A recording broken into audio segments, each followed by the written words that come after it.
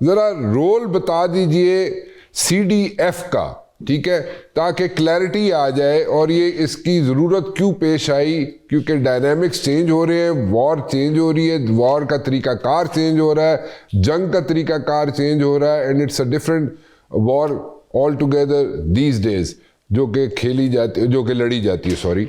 तो वो उस पर जनाब आप ज़रा अपनी रोशनी डालिए, आपकी इनपुट चाहिए जन साहब। देखिए राना साहब, मैं इसमें यह कहूंगा कि पाकिस्तान उन चंद ममालिक में शायद रह गया था जिसने ये सिस्टम ऑफ CDS या CDF अडॉप्ट नहीं किया था। दुनिया की तमाम मिलिट्रीज ने, आप किसी का भी नाम ले लें, बशमूल इंडिया, जिसने 5 साल पहले ये सिस्टम अडॉप्ट कर लिया था। अब जैसे फील्ड मार्शल साहब को चीफ ऑफ डिफेंस फोर्सेस लगाया गया है, इसका सिंपल मतलब ये है कि जो भी फोर्सेस होंगी, चाहे एयरफोर्स, नेवी, आर्मी या रॉकेट फोर्स या अगर इसमें साइबर फोर्स है, उन तमाम की जो ऑपरेशनल प्लानिंग है उसको ये सुपरवाइज करेंगे और वो फिर अपने अपने सर्विस लेवल पे वो एग्जीक्यूट होगी। यानी कि प्लानिंग जो होगी वो सेंट्रलाइज होगी और एग्जीक्यूशन डिसेंट्रलाइज होगी।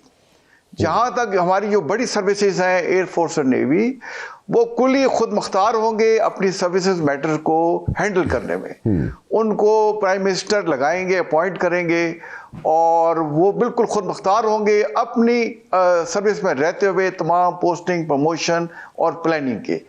जहां पे बात आएगी नेशनल लेवल पे प्लानिंग की, तो ये जो CDF हैं ये उनको ज्वाइंटली कोऑर्डिनेट करेंगे, प्लान करेंगे और प्लानिंग के बाद फिर अपनी अपनी फोर्स उसको एग्जीक्यूट करेगी और हर फोर्स एक दूसरे को सपोर्ट करेगी, एक दूसरे को कॉम्प्लीमेंट करेगी, ज्वाइंटनेस लाएगी।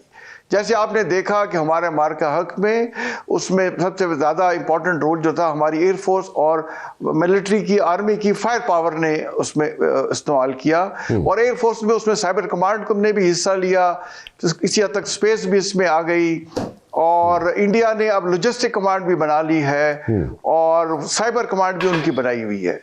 तो इसका मकसद सिर्फ ये है कि ज्वाइंटनेस लाना और यूनिटी ऑफ कमांड हो। देखिए, प्रिंसिपल ऑफ वॉर का जो पहला असूल है वो है यूनिटी ऑफ कमांड। तो इसको CDF को बनाने से वो असूल जो है वो फुलफिल होता है और इसमें चले हमने कोई देर तो कर दी, बट पाकिस्तान, जैसे मैंने शुरू में कहा, हमने काफ़ी देर बाद इस सिस्टम को अडॉप्ट किया है और ये बड़ी खुशाइंद बात है। इससे हमारी तमाम सर्विसेज का, जैसे मैंने नाम लिया उनका, उनकी जो ऑपरेशनल कॉम्पिटेंसी और उनकी जो प्रोफेशनल परफॉर्मेंस होगी वो पहले से बहुत बेहतर होगी इंशाल्लाह। अच्छा, ये अब मुझे ये बताएं कि आपने बड़ी क्लैरिटी से बता दिया कि जो जिसकी अपॉइंटमेंट जो आपने जिक्र किया है, अपॉइंटमेंट जो होगी वजीर आजम करेंगे, उस पर ज़रा बताइएगा, ज़रा थोड़ा सा एलेबरेट करेंगे, किसकी अपॉइंटमेंट कैसे वजीर आजम करेंगे, वो भी ज़रा क्लैरिटी मिल जाए लोगों को। देखिए, एक तो आप ये ज़हन में रखें कि जैसे हमारी मेन है आर्मी, नेवी और एयरफोर्स और इवन CDF भी, ये मिनिस्ट्री ऑफ डिफेंस के अंडर ही होंगे। जी बिल्कुल ठीक है। और मिनिस्टर ऑफ डिफेंस जो है वो इन तमाम मामलात को देखेंगे।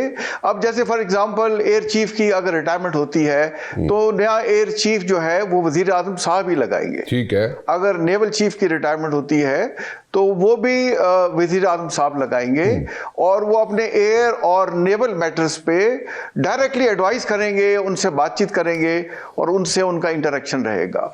जहां पे ऑपरेशंस की बात आएगी और जंग की बात आएगी तो CDF वो मामला देखेंगे और उनकी तमाम की जो सर्विसेज हमारी हैं, जिसमें जैसे हमारी मैंने बताया आर्मी है, नेवी है, एयरफोर्स है, रॉकेट फोर्स आएगी, साइबर फोर्स आएगी, उन तमाम के मामलात जो है उनकी प्लानिंग पहले तो अपने अपने लेवल पे होगी, फिर उस ज्वाइंटली जो CDF का हेडक्वार्टर होगा उन तमाम मामलात को अप्रूव करेगा और एग्जीक्यूट फिर अपने अपने सर्विस लेवल पे उनकी होगी।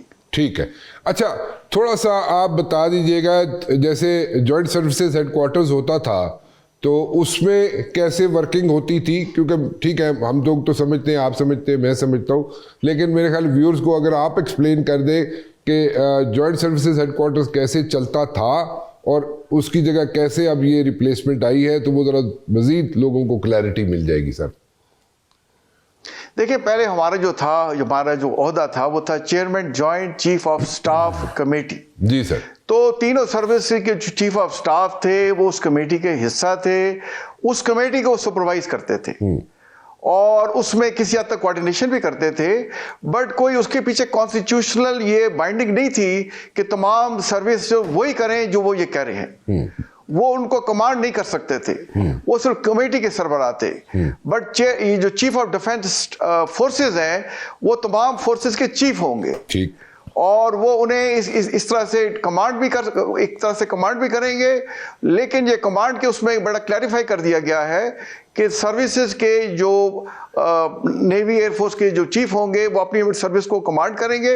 ये जो कमांड है ये सिर्फ ऑपरेशनल मामलात को, लॉजिस्टिक के मामलात को और वॉर स्ट्रेटेजी को कैसे एग्जीक्यूट करना है वो करेंगी। तो जैसे मैंने पहले कहा कि प्लानिंग अब जॉइंटली होगी, जो बड़ी खुशाइंद बात है, और एग्जीक्यूशन तमाम फोर्सेज अपनी अपनी सर्विस के लेवल पे उसको करेंगी। ठीक है, ठीक है। ये जो एग्जाम्पल दे रहे जनरल साहब कारगिल का, कारगिल में एक वाकई बात ठीक है कि मुशर्रफ साहब के दौर में जब कारगिल हुआ उस वक़्त जो एयर चीफ थे वो कहा करते थे कि जनाब मुझे लूप में नहीं लिया गया और उनको नॉलेज नहीं थी। तो ये अगर ये जो अभी CDF बना है तो इसमें तो मेरे ख्याल में इस किस्म की सारी चीज़ें जो है ना वो ख़त्म हो जाएंगी। सब फोर्सेस के चीफ जो होंगे वो लूप में होंगे, ऐसा ही है ना सर?